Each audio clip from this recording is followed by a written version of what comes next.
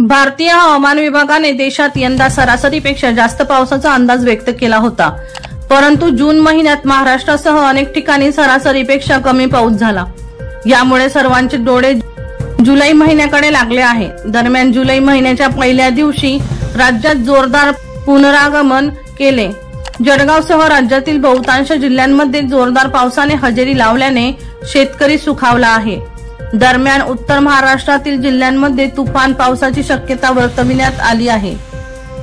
आठवडाभरापूर्वी बंगालच्या उपसागरात कमी दाबाचे क्षेत्र तयार झाले होते, मात्र आता राज्याच्या किनारपट्टीवर हवेचा कमी दाबाचा पट्टा निर्माण झाला आहे।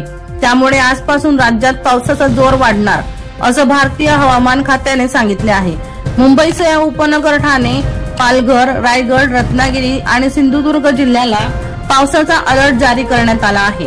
विदर्भातील अकोला, अमरावती, गडचिरोली, गोंदिया आणि नागपूर भागात वादळी वाऱ्यासह जोरदार पाऊस पडण्याची शक्यता आहे। मराठवाड्यातील छत्रपती संभाजीनगर, जालना, बीड, धाराशिव तसेच परभणी जिल्ह्यात पावसाचा जोर वाढणार आहे। दुसरीकडे उत्तर महाराष्ट्रातील नाशिक, धुळे, नंदुरबारसह जळगाव जिल्ह्यात तुफान पावसाची शक्यता आहे। वर्षा लोहार यांचा रिपोर्ट V1 लाईव्ह जळगाव।